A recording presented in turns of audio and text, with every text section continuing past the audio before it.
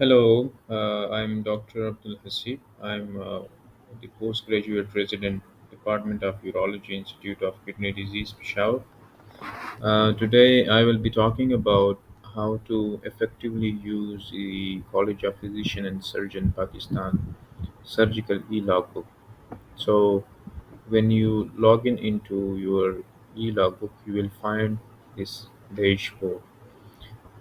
So you can see that there are multiple tabs: account information, CPSP logbook, research and evaluation unit, Department of Medical Education, Director National Residency Program, Advanced Skills Department, and the rest of the text is titled.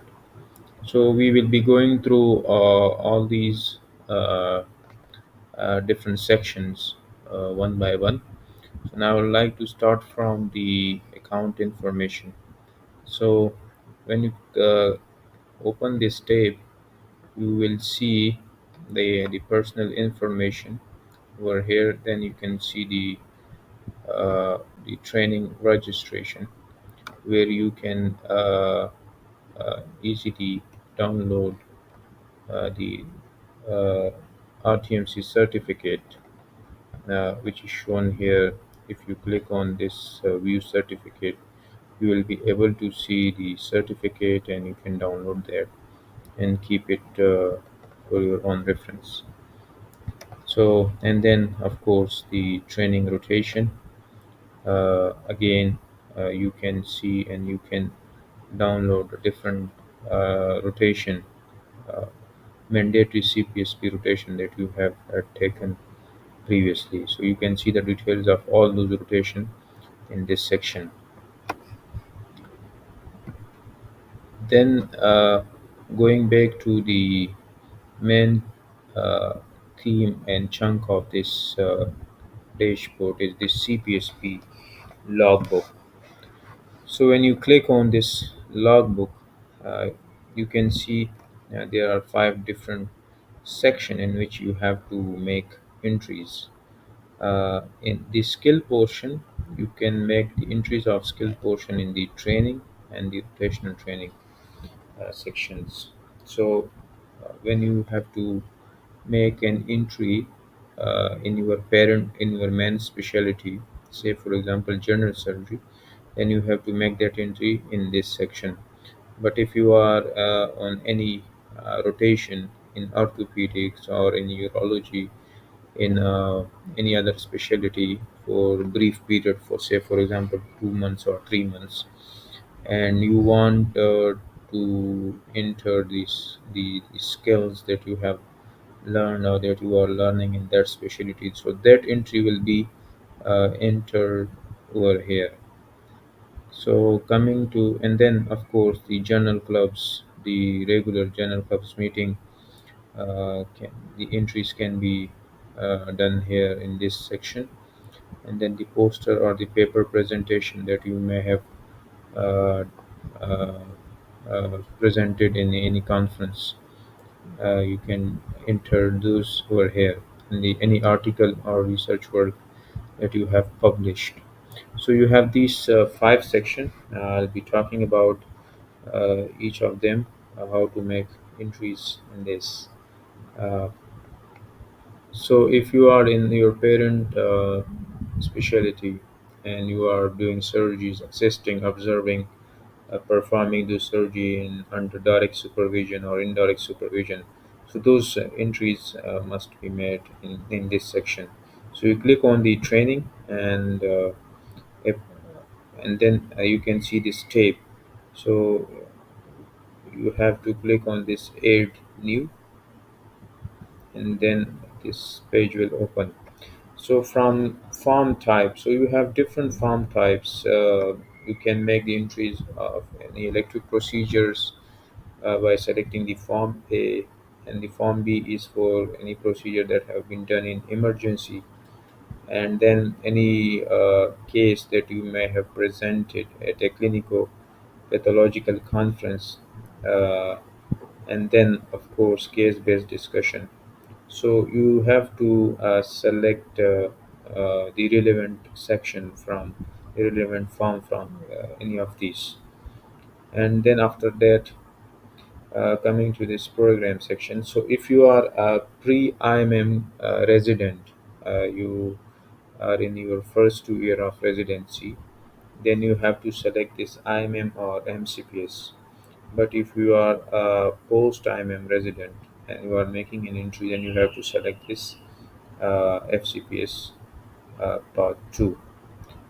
It does not uh, it doesn't matter whether your IMM is passed or not, but the time period is important. If you have completed your 2 year trainings, pre-IMM training, and then if you are in your third year or fourth year or final year of your training, then you have to make entry in FCPS 2 section by selecting this from the program section.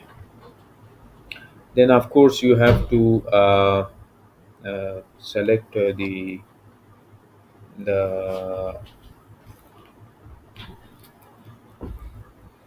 so this is the hospital registration number or MLC number or autopsy number, but of course most of us is medical record number that needs to be put in this section. So every OPD slip or an emergency slip, you can see over there will be an MR number. So you have to put that here. Then the patient age, and then the gender of the patient, and their date of admission. You can select it from here. Then coming to the rest of the section, you can see you have to write diagnosis, then the supervision, the procedure that you have done under the supervision of your consultant. So the name of the consultant have to be written here. So then the level, of course, this selecting this is very important because when you will be or when you some of you are moving to the foreign country, the US or the UK. So most of the procedure that they want you to have acquired those competencies, they falls in these three categories. Either the procedure that you have that you claim that you are competent to do it must have been performed under direct supervision or indirect supervision, or you must have performed it independently. Only then that will be accepted as a accomplished competency. So obviously, when you start your training, you don't start from selecting any of these three. You start from selecting the observer status because you uh, from the beginning you start observing things. Then you come to assist the procedures, and then after some time, then you come to do it under direct supervision, and so on. So you uh, should be honest and truthful in selecting these things because these things do matter. And if you haven't done anything, uh, say for example, independent, and you are selecting that, so that can be counterproductive. Mean it can put you in trouble. So you should be very honest in selecting the competency level, and then the outcome of the procedure or the patient. So you have multiple options here. So you can select any one that is relevant to uh, your patient. If the patient is admitted to inpatient facility, treated and called for follow-up and referred to the other specialties, and improve discharge in any of these that is appropriate. And then comes this brief discussion or description. So in brief description, you have to write the patient history, brief history, that this much year old patient presented with these complaints from this period of time. Uh, then associated complaints were this. Uh, Examination findings were this, and then relative labs investigation showed, and then comes the diagnosis. So then consult the patient for either medical management or surgical management.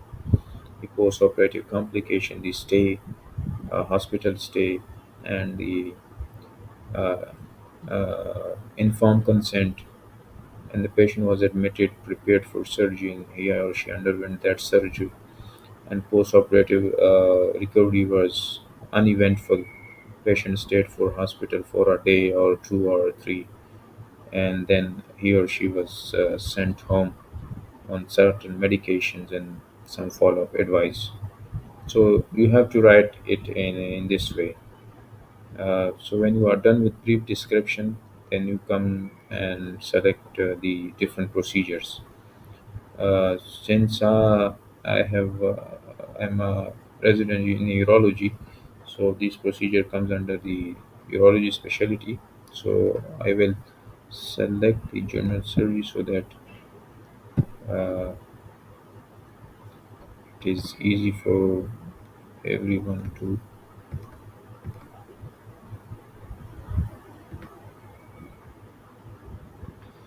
So then when you have written their description, so you have to select these different procedures depending on your patient. So you can see this IMM written in the brackets like this, here, here, and up till here. So if you are a pre-IMM resident, it means that you have to select the competencies or different things in only in these six sections, because the rest of the section is for uh, post-IMM status for FCPS 2 training. Okay, so if you have done any surgery, say for example appendicectomy, then you have to select appendicectomy from here, or exploratory pleurotomy, or any uh, anorectal surgeries, and you can see. So you have to select whichever is appropriate for your patient. Then comes this anesthesia section. So obviously you can you see, you observe, and you assist giving local anesthesia, regional anesthesia, and you have observed the spinal anesthesia, lumbar puncture. So you can select any some of these if you are really interested in anesthesia portion. Regarding the patient management, so you have to select all these options. You have to pick all these options, because obviously you have you take a relevant history, you perform some examination, you order lab investigation, and then you interpret the results, and then you assist the patient preoperatively for surgical fitness, and so on.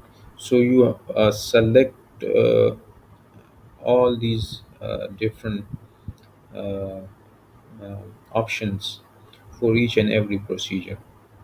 So this is how it works. And then the peri-operative care. So you come across different patients. Some of them would be unconscious at initial presentation. Some of them would be septic, may need inotropic support, monitoring devices, central lines. Some of them may have presented with acute cardiac event, and some of them may have some wounds. So, and the use of ventilator, of course. So you have to select the options which is relevant to your patient. And then comes this post-operative, uh, pre-operative preparation for very surgical procedure.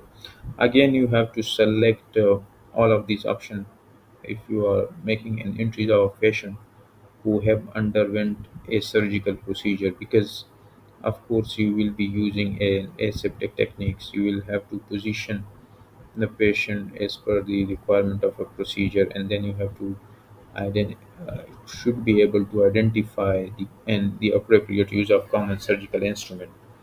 So again, you have to select all these three if your patient have had any surgery. And then the surgical procedures. So these are for mostly for minor surgery, controlling hemorrhage, debridement, urethral catheterization, suprapubic myectomy, circumcision, NG, and all these things. So these are actually for minor surgical procedure that you will be doing. So if you come across patient and you do a true cut biopsy or you excise a lump, so you have to directly come into this section and select whichever is appropriate for your patient. And then when you are done with all these steps, then the final step is to select it, to either to send it to your supervisor or not. So obviously if you want that your entry should be approved, this must be sent to your supervisor, otherwise your supervisor won't be able to see it, and it would be in your e-log book, in your draft portion of your e-log book, which means nothing. So you must select yes, and then you must submit it. So after submission, that entry will go to your supervisor, and he or she will be able to see it and approve it. So this is how you make an entry into your e-log book, either in your specialty or in your rotation. Uh, the all these steps applies to both of them. So now I'll come to this rotation training portion where we again let you know. So again, you can see farm type program, all the mm, same page that was for your parent specialty.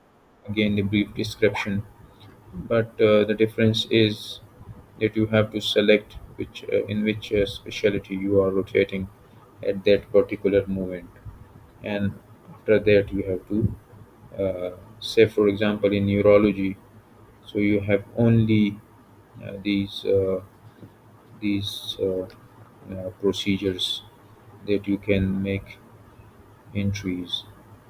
So how have you managed any patient with acute renal retention? Have you seen or assessed or observed or performed vesiculotomy? And any option that is relevant to your patient, so you have to select it from here. And then of course you have to send it to your rotation supervisor so that he or she is able to uh, approve it. And then of course you have to click on submit so that it is submitted successfully.